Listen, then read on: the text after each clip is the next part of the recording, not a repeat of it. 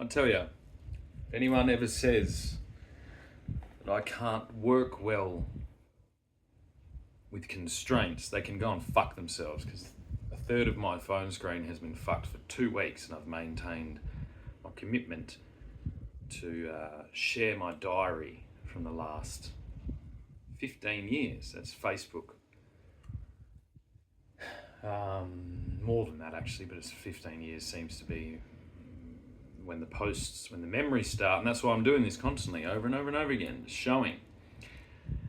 Because I'm showing focus, narrow focus, I'm showing commitment, and I'm showing that today.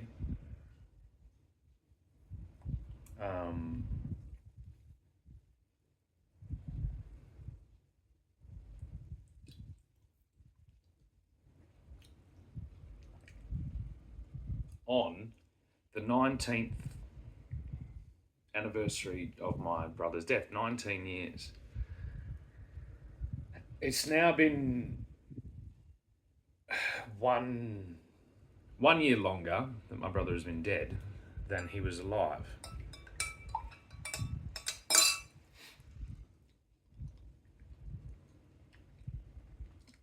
I don't know what that means,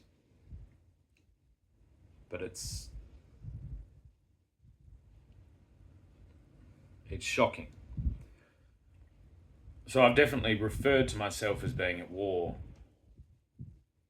for 4 years. In reality, I've been at war for 19 years now. And then even further than that, I've been at war for 38 years. I was born in a war that you can't see, but it ravages our communities every day.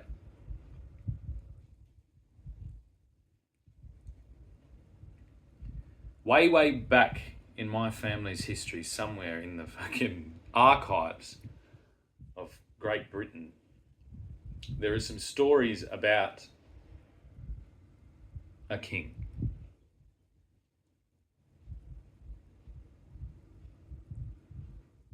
And there are some stories about a conflict between two entities in a challenge about religious beliefs. And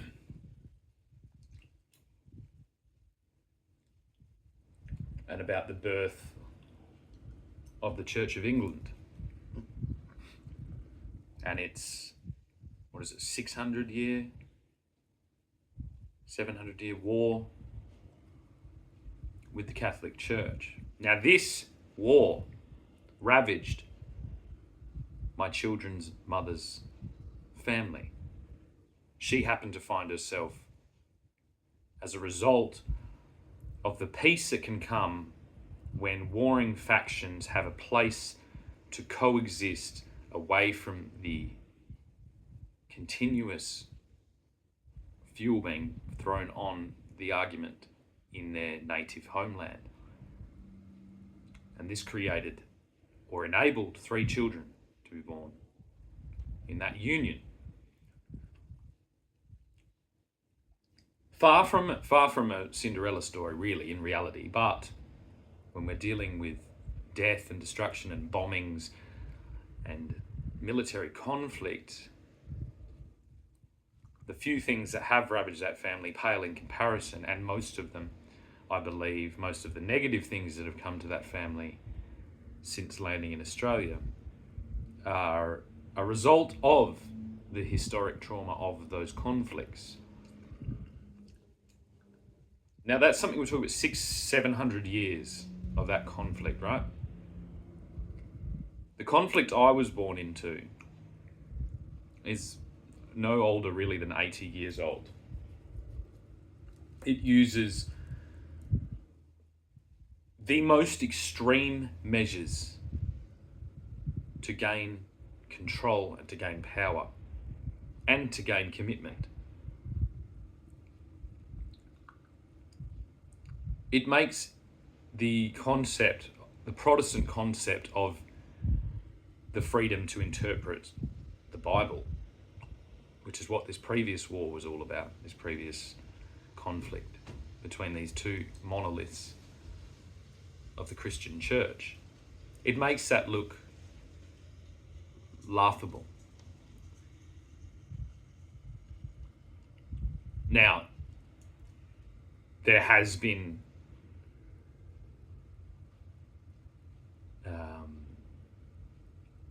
usage by these previous entities. They've more than likely both participated in elevating this cult status across the globe. Perhaps even in the concept that it may be an improvement. But you'll find when there's a flawed system being used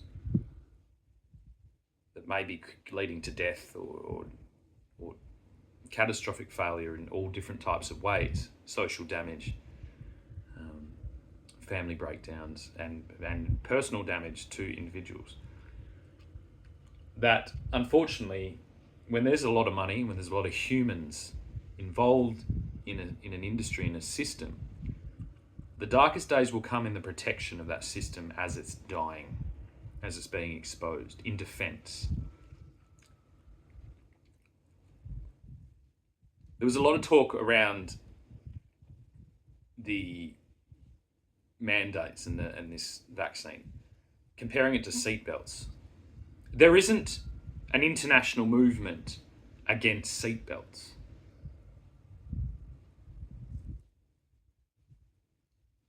I don't think there ever has been.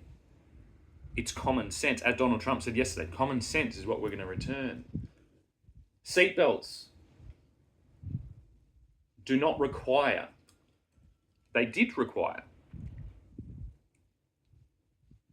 a little bit of promotion because people really are not all that concerned with their safety.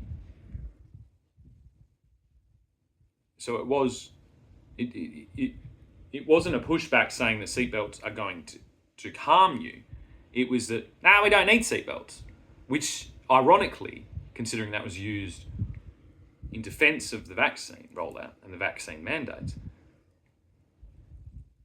you've got yourself all confused. The pushback against seatbelts was because we didn't need them, and that is silly. Yeah, you're right.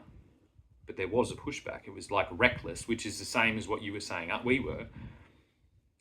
And it doesn't kind of manifest a global movement against it, because that would just be silly.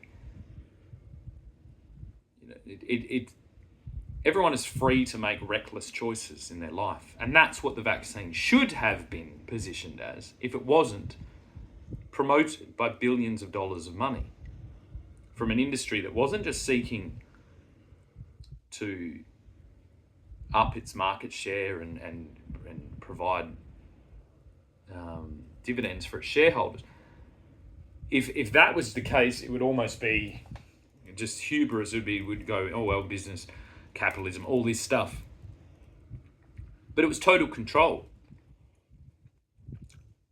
It was the atheist scientific front line to supplant thousands of years of religious history. They took on everyone. That's the power that this industry was allowed to get to. They took on everyone. The Catholics, at the last minute, jumped the fence back to their structure. And now this pharmaceutical industry is out, exposed, and on the run. The most wonderful thing about the vaccine, about the mandates, about this whole pandemic situation, is that it was only 4 years. My experiment that my mother has been put in is 50 years running. Because none of you fucking cared. Because it didn't affect you. You were doing the same thing with that. If somebody strays outside, they're crazy. If they're told they're crazy, they need pills. If they don't take the pills, they're even more crazy. Self-serving propaganda. mob rule, othering.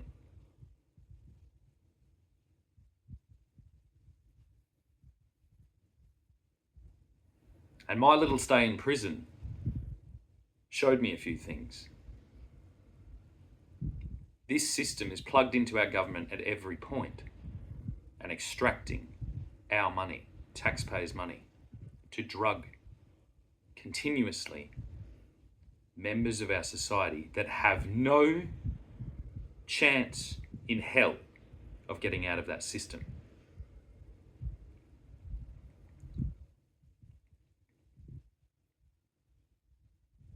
I've known a few underworld figures in my life. And I remember having a conversation with one who I won't mention, and he was explaining how underworld drug dealers talk about lifelong dependent junkies. They call them lifers.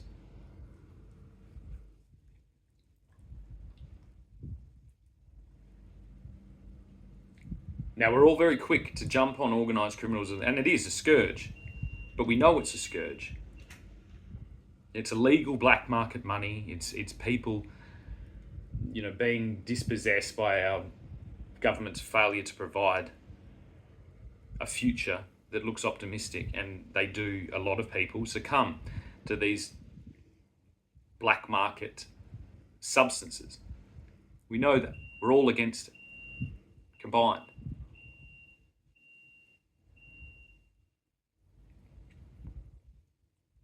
But today is the realization that you should all, be firmly getting secure in that exact lifer mentality is plugged straight into our government. It's plugged into our schools. It's plugged into our prisons. It's plugged into our healthcare system. It's in everything. And no one is safe from it.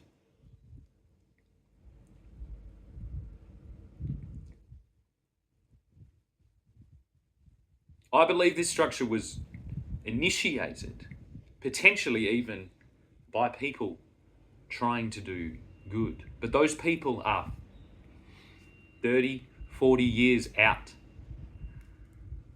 They've had their retirement. They've skied the slopes of the world. They've sailed the Mediterranean. They've laundered their money and hidden it everywhere, and their children are now unknown to the world. And slowly but surely, they've offloaded their structure of distribution and maintenance to lower and lower and lower qualified individuals. But the attachment to our system has been maintained. The attachment to our system is almost the entire business at this stage. There is no due diligence going on. It is an autopilot system of distribution of drugs that encompasses our entire civilization. And there's a couple of questions that you ask in these situations. Where are the drugs being made? And who is profiting? And who has their head in the sand in authority positions that is continuously ignoring the problem and maintaining the entire system? Our system belongs to pharma at the moment until we sever that connection.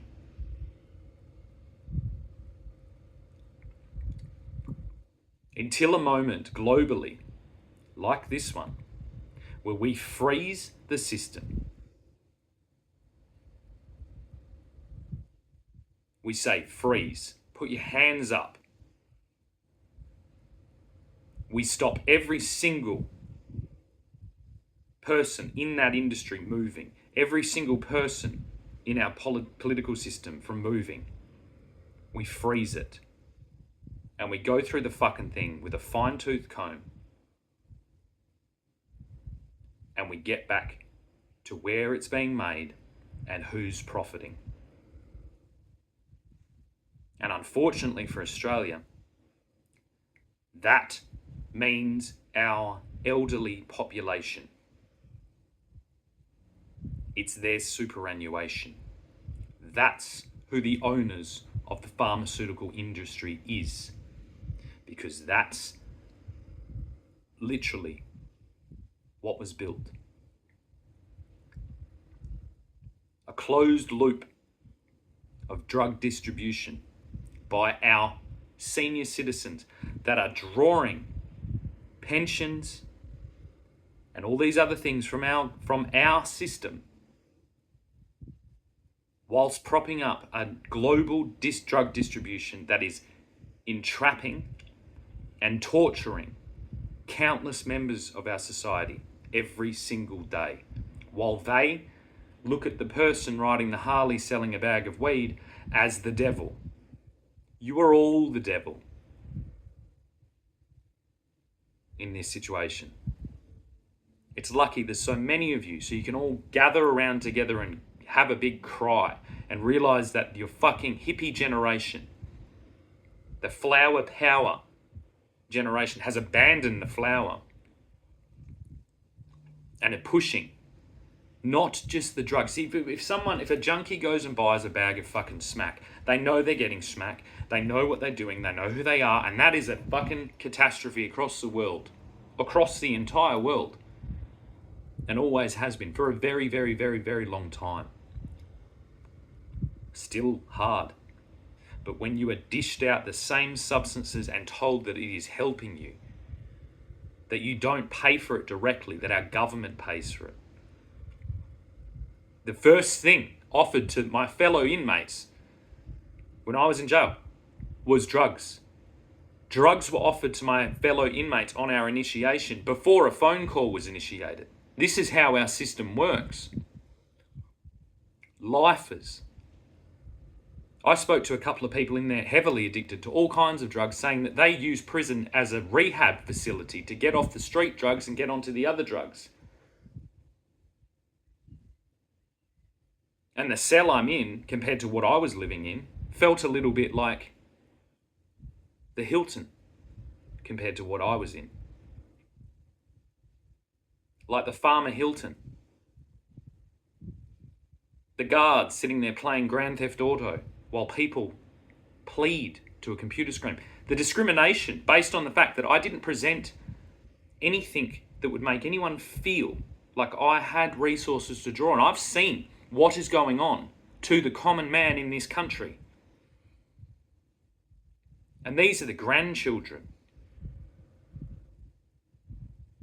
of the people profiting. This is cannibalism in plain sight.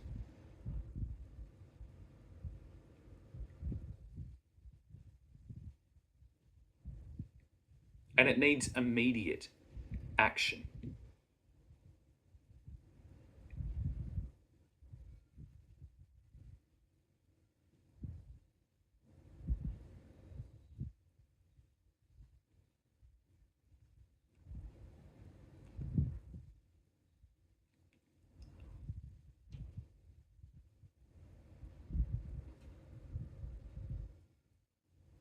This is not an industry.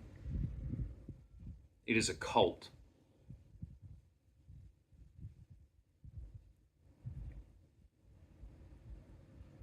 It is a pseudo-religious cult. And the pills they give you are the communion. And the support you show is your oath in blood. The elevation you feel when you call someone else crazy is your service, is your reward.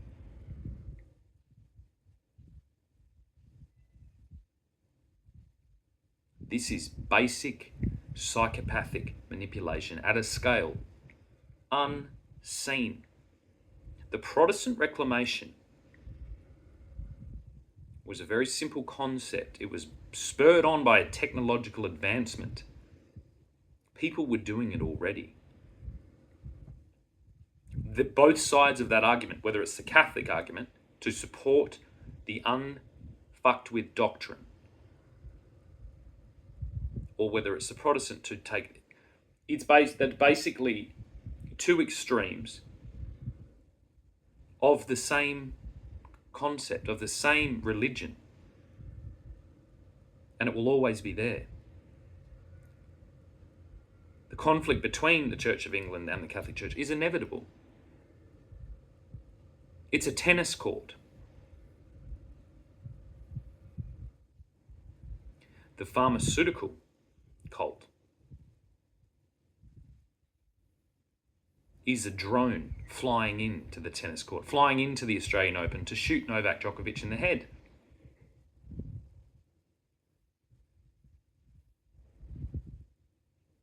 Say we have Novak Djokovic playing, I don't know, Nadal.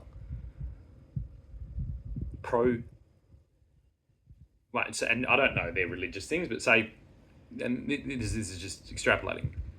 So we've got Roger Federer or Nadal playing Djokovic. Let's say Nadal's a Catholic and Djokovic is a Protestant. They've been playing tennis for 600 years, and the pharmaceutical cult has come in with a drone and has just shot Novak Djokovic in the Australian Open. And if anyone says that that's what happened, they're crazy. And if anyone doesn't support the drugging of that crazy person, they're crazy. And so on and so forth.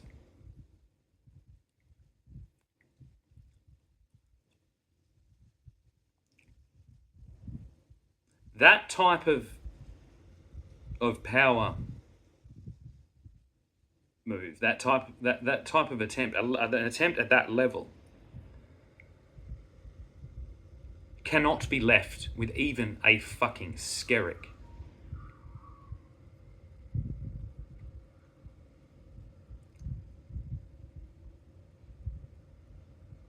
It will be left in ashes.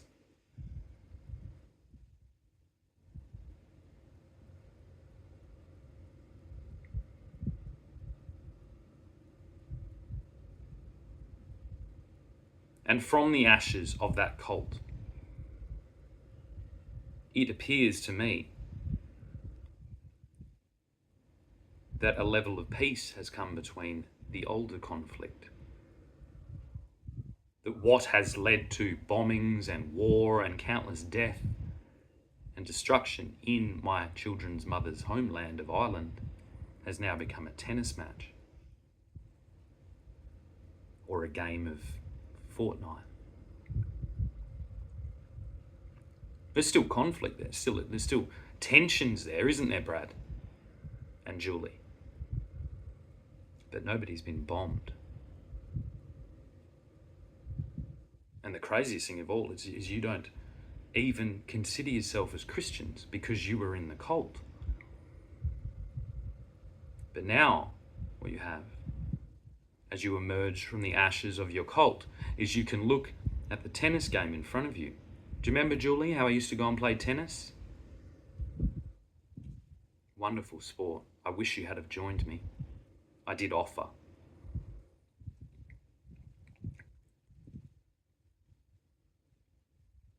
You can choose.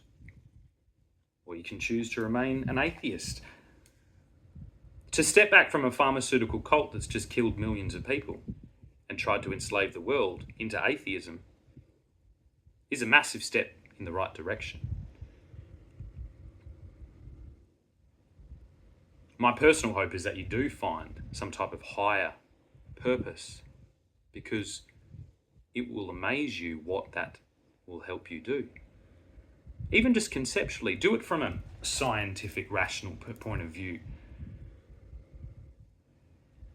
To have a fulcrum of one fulcrum, gives you stability. As I've said before, you have 2 points on a piece of paper. The fulcrum is the third point. The first shape that can be brought out of 2 dimensions into 3 dimensions. The Trinity. All of these things are known. But the Trinity of pharma, no. They're organised criminals. And our elderly are the owners. Distributed ownership,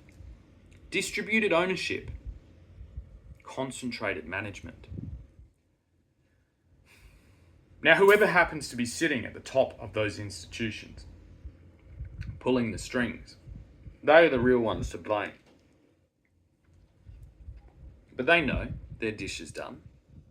And as I said, their money is well long gone, which is your money if you're a boomer and you've got your money in that. Your money's gone. They've spent it. They've moved it out of sight.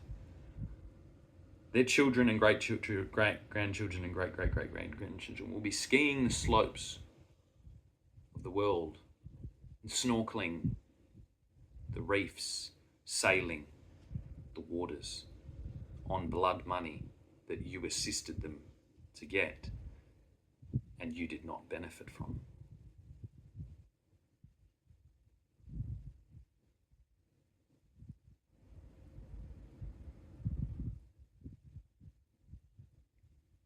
A government system as incompetent as ours to allow this type of infiltration is an utter disgrace.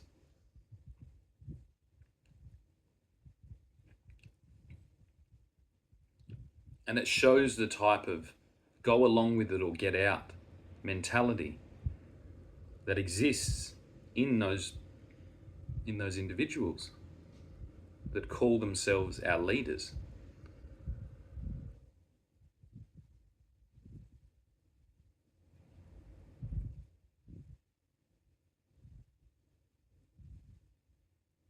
Well, here's the day. What more permission do you need? Clean the fucking place out. It should be quite easy now to identify anyone who is wanting to maintain a system of abuse.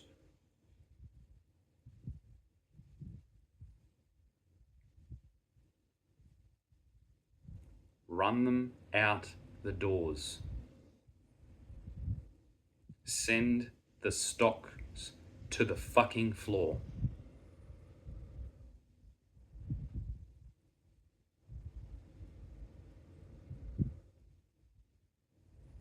And to the boomers that have been walking around as if they fucking own the place, with probably hundreds of thousands of dollars in that industry,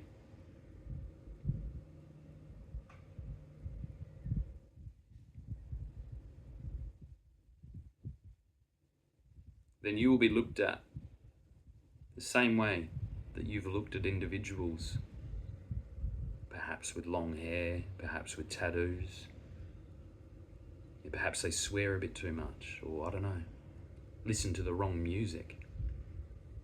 That's you in the eyes of every Australian, because we all know what you did. We all know what you've done. Your safe and effective strategy for financial security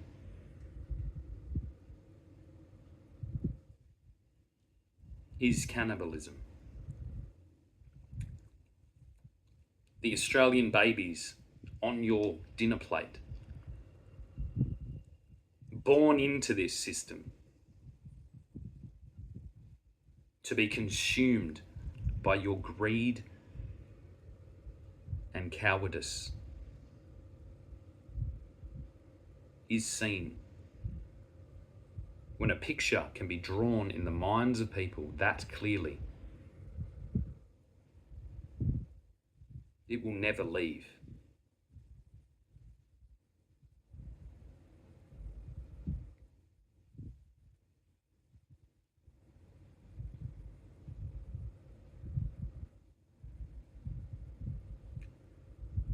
Now, there's a drug dealer code, apparently, drug dealers that I've spoken to, and I've seen it on movies and things like that. And it's don't get high on your own supply.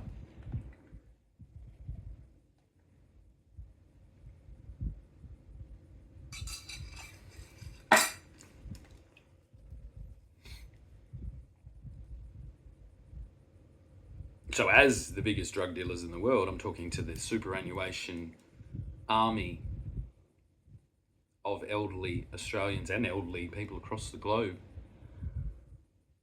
There's nowhere to go but to sit and know what you've done. Or you can break the first rule, I guess, get high on your own supply. Pop those pills and let all your sorrows float away on a cloud as the glut of pharma works its way and slowly dies away with you all.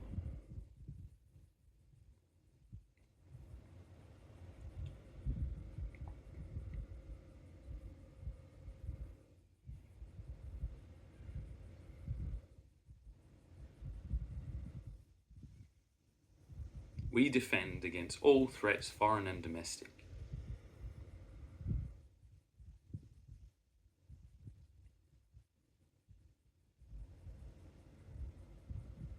Now, I've spoken a lot about terrorists in my family in the last week, and I've pointed some fingers.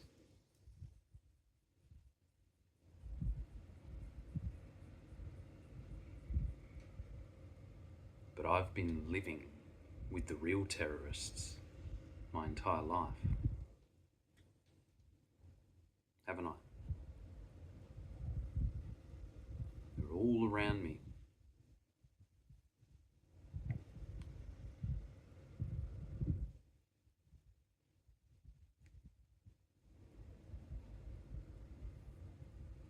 So don't ever say that I don't shit on my own fucking tribe if it steps out of line. That I don't point the fingers to my own family if there's atrocities going on.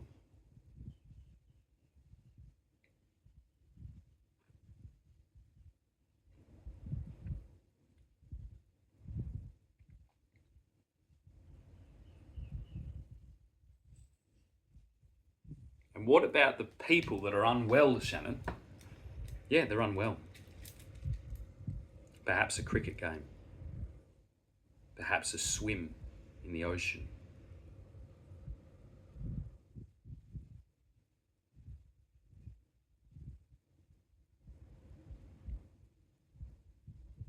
Perhaps a reason, because that's what this industry has been giving them. There's something wrong with you. We have the solution. So I'll use the same technique. Yeah, there's something wrong with you. You've been exposed to fucking psychopaths. And the solution is inside you. And that's what they've been trying to limit with their potions. If you feel out of control, stick your face in the ground, hold on tight, and wait it out. Like a fucking man, or like a woman.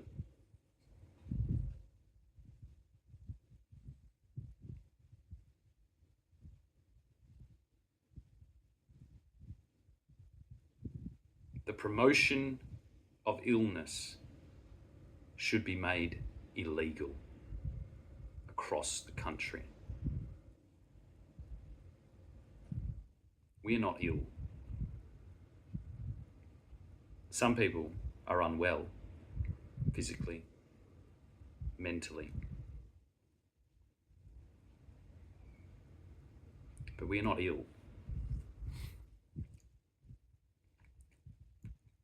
Because in their system, the most ill are the people that have been speaking against it. And you've seen that now. You've seen what happens. You've seen it all at the same time. They've been selling you sickness. That's what they sell. The pills are just the profit. They don't sell you the pills. They sell you the sickness. And they sell it everywhere. I've got depression, I've got this, I've got bipolar, I've got whatever, OCD, I've got dissociation, I've got autism, I've got this. No, you don't. You live in a world where a cult just killed millions of people and tried to take over the world within complete factory farm model. That's going to make anyone feel fucking weird. Yeah?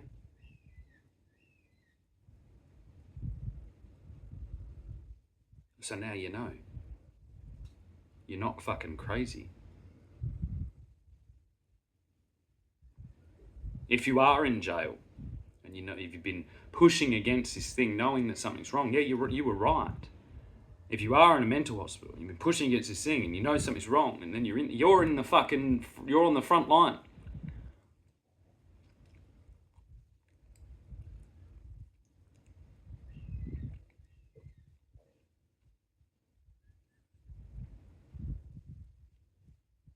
The skill set I didn't possess 10 years ago when I had my entire family encircle me and force me to take communion with that cult was this: the ability to explain myself, the ability to defend myself with words, the basis of what we call politics and democracy.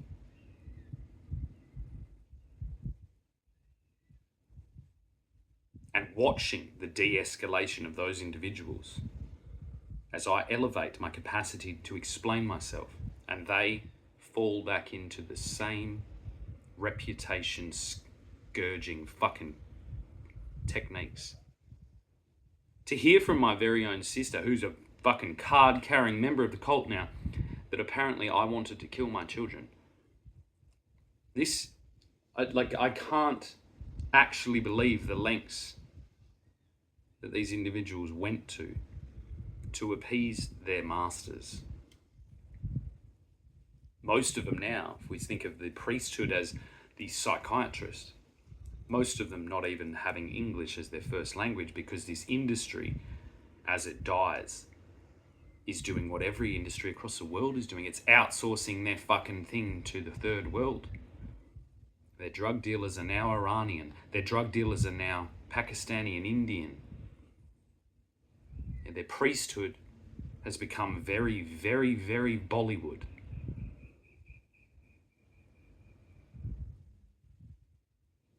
And the superiority you feel by not being in this and not participating in this keeps you from looking over the fence.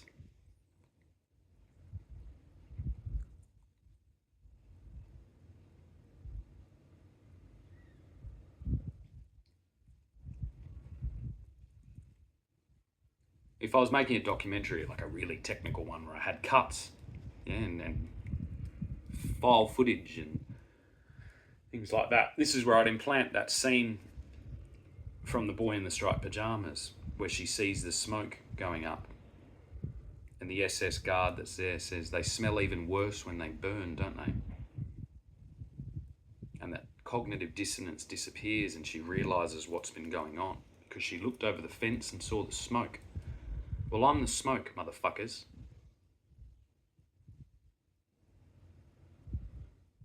Yeah?